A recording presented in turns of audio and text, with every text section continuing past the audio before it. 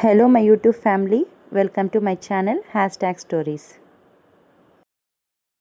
మిలాదున్ నబీ స్పెషల్గా మా ఇంట్లో ఏ వంటలు చేశామో ఈ వీడియోలో చూపిస్తాను. ఫస్ట్ మనం మటన్ బిర్యానీ ఎలా చేయాలో చూసేద్దాం. ఇక్కడ నేను 1 kg మటన్ మంచిగా వాష్ చేసి పెట్టుకున్నాను. ఇప్పుడు ఇది మ్యారినేట్ చేసేద్దాం. మ్యారినేషన్కి ఫస్ట్ 2 టేబుల్ స్పూన్స్ సాల్ట్ వేసుకోవాలి. నెక్స్ట్ 2 టేబుల్ స్పూన్స్ కారం వేయాలి. ఇక్కడ నేను అల్లం వెల్లుల్లి పేస్ట్ ఫ్రెష్గా ప్రిపేర్ చేసి తీసుకున్నాను. ఇది 2 టేబుల్ స్పూన్స్ వేసుకోవాలి. Homemade garam masala powder 1 table spoon వేసుకోవాలి. హోమ్మేడ్ కర్డ్ ఒక 3 టేబుల్ స్పూన్స్ వేసుకోవాలి. ప్యాకెట్ కర్డ్ అయినా వేసుకోండి. వేసుకున్నాక వీటన్నింటిని చేతితో బాగా మిక్స్ చేసుకోవాలి. ఒక బిగ్ సైజ్ నిమ్మకాయ తీసుకొని నిమ్మకాయ రసాన్ని ఇందులో పిండుకోవాలి. కొద్దిగా కసూరి మేతి తీసుకొని ఇందులో వేసుకోవాలి. కొద్దిగా కొత్తిమీర తీసుకొని ఇందులో వేసుకొని మంచిగా కలుపుకోవాలి. దీన్ని ఇప్పుడు ఒక ½ అన్ అవర్ మ్యారినేషన్కి పెట్టుకుందాం. చూడటానికి చాలా కలర్ఫుల్గా ఉంది కదా మన మటన్.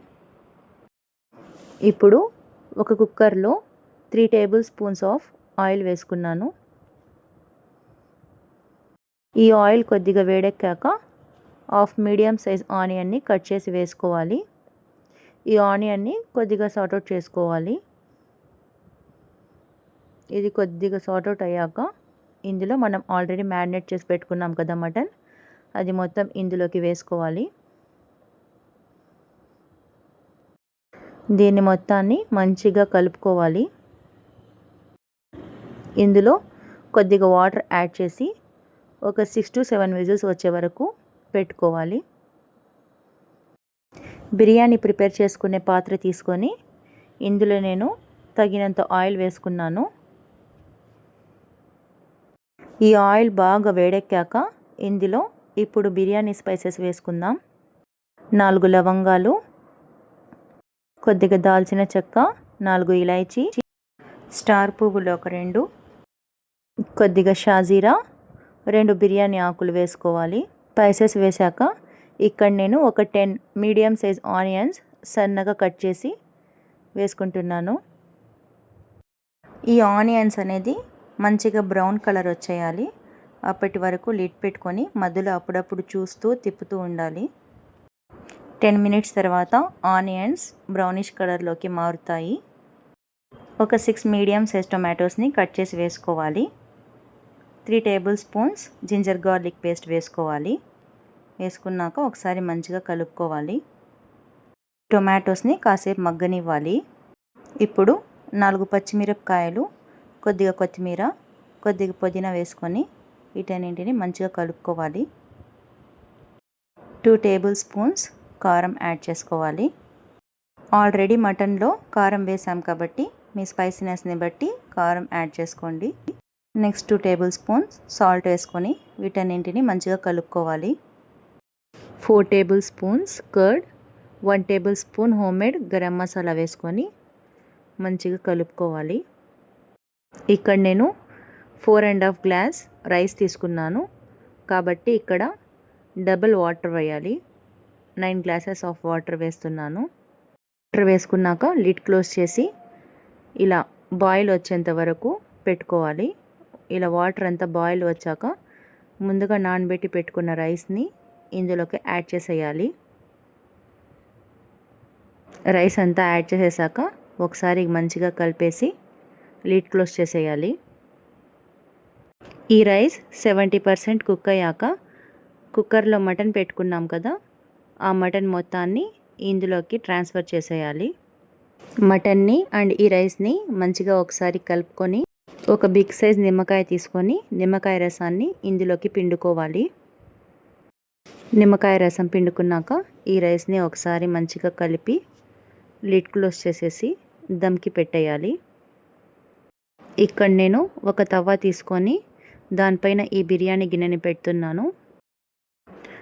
తవ్వ పెట్టాం కాబట్టి ఫుల్ ఫ్లేమ్లోనే ఒక 15 మినిట్స్ దమ్కి పెట్టుకుంటే చాలు. దమ్కి పెట్టుకున్న 10 మినిట్స్కి నేను ఇలా ఒకసారి లిడ్ ఓపెన్ చేసి ఇందులోకి కొద్దిగా ఫుడ్ కలర్ అండ్ కొద్దిగా నెయ్యి యాడ్ చేశాను. ఇంకో 5 మినిట్స్ దమ్కి పెట్టుకొని స్టవ్ ఆఫ్ చేసేస్తే మన బిర్యానీ రెడీ అయిపోతుంది. ఎప్పుడైనా మీరు మటన్ బిర్యానీ చేసుకోవాలనుకున్నప్పుడు ఈ విధంగా ఒకసారి ట్రై చేయండి. టేస్ట్ చాలా బాగుంటుంది. ఈ బిర్యానీలోకి కాంబినేషన్గా బైగన్ కసాల్నా ఎలా చేయాలో చూసేద్దాం. ఫస్ట్ ఒక కుక్కర్ తీసుకొని ఒక 3 టేబుల్ స్పూన్స్ ఆయిల్ వేసుకోవాలి. కొద్దిగా ఆవాలు, కొద్దిగా జీలకర్ర, కొద్దిగా కరివేపాకు వేసుకోవాలి. 7 to 8 మిరియాలు వేసుకోవాలి. ఒక బిగ్ సైజ్ ఆనియన్ కట్ చేసి వేసుకొని మంచిగా వీటన్నింటిని కలుపుకోవాలి. 1 మినిట్ వీటిని కొద్దిగా సార్ట్అవుట్ చేసుకున్నాక ముందుగా వాష్ చేసి పెట్టుకున్న వంకాయలన్నింటినీ ఇందులోకి యాడ్ చేసేయాలి.